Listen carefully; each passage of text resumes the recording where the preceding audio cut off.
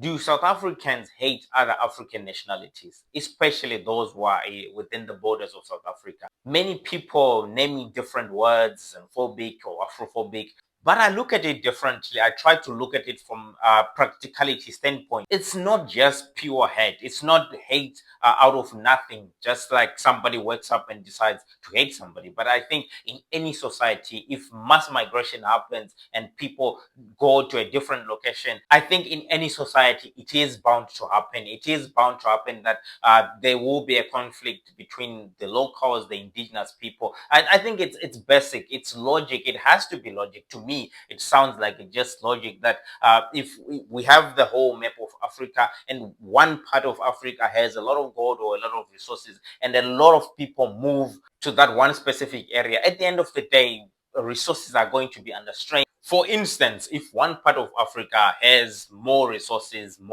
has gold or whatever, and then many people decide to mass migrate from one area to another, millions and millions of people going into that small area, you would find that resources in that area will become under strain, and then that will cause conflict, obviously, because of the people who are there. When they start feeling like as if they are being strained by the number of people, because now obviously there is a sharing of resources, right? So when those people start feeling as if they are under strain, they're sharing their resources with other people.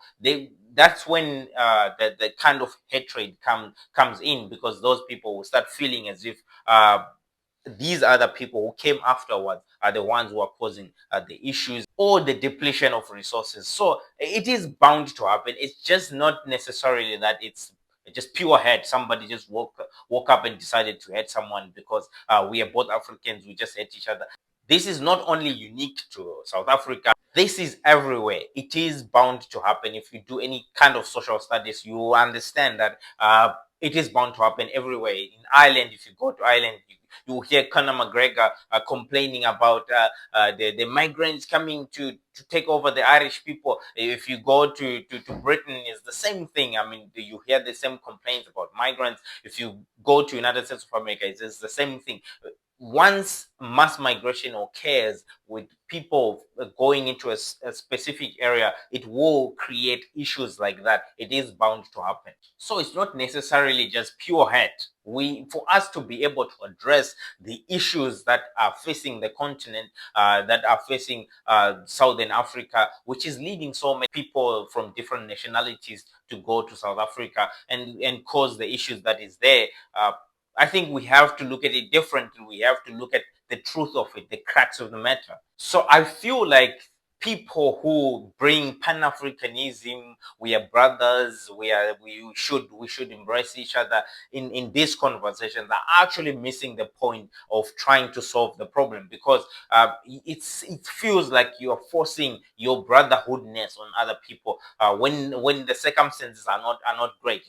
In as much as I absolutely agree with the idea of Pan-Africanism, we are brothers and sisters. We are one people. We are black people. We are Africans. We come from one source. I agree with that. And the idea of us having open borders so that we can travel to each other's countries freely, we can do business with each other. But we need to understand the concept of migration, that if one area is more developed more than the rest of the continent, more people are going to try and move to that one country. So if you open borders, you're gonna have a crisis. So what we are supposed to be pushing toward is to develop the rest of the continent, so that we don't end up having a situation where millions and millions of people are trying to migrate to one specific area. Same as, if let's remove countries, let's remove nationalities. Same as, let's say, if you have large numbers of people migrating from rural areas into urban areas, you would find that resources in those urban areas are going to strain. any type of resource you can think of: jobs, sewer systems, housing. Every resource you can think about is going to be strained in that area. And how do you address it? You start rural development programs so that the people who are in the rural areas will not feel the need to migrate to urban areas. They will stay in those rural areas and have everything that they need within those areas, and also actually encourage some of them who are already in urban areas to migrate back to their rural areas, because they don't find any need to be in the towns anymore if they have access to everything that they need in those rural areas. I think that is logic to everybody. I think everybody will agree with me. Same as the concept of Africa. Before we talk about open borders, before we talk about everybody can move wherever they want to, we need to think about the consequences and the results of that move. So we should be pushing towards the development of different parts of Africa so that we do not have crises like that where everybody end up feeling like they need to move to one specific area, which will definitely cause issues. There's no denying that once you have mass migration to a certain area, in the end, because of resources being strained, you will end up having a crisis. And we always give examples of America, of European countries. They can move within each other easily. People from Canada can freely and easily move to the United States of America. But you also need to understand the difference between the scenarios here. The people in Canada are not moving in millions to the United States of America. They are not economic migrants. There won't be a crisis of migration between the two countries, so they can easily ease up their border restrictions. There won't be a threat of mass migration. People in Britain are not trying to move in millions to the United States of America. They have their own functional countries. They are staying in their own country. They have their own opportunities.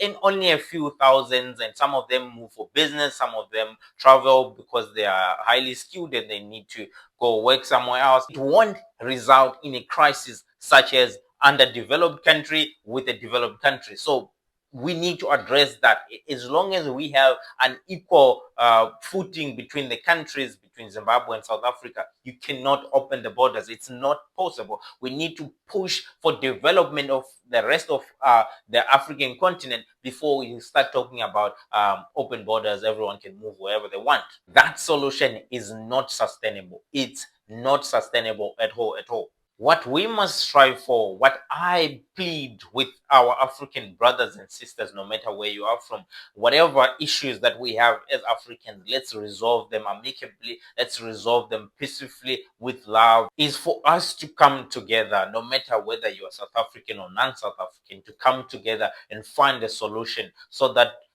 their issues can be resolved without violence, with no crisis. That's what we call Ubuntu. That's what defines us as Africans.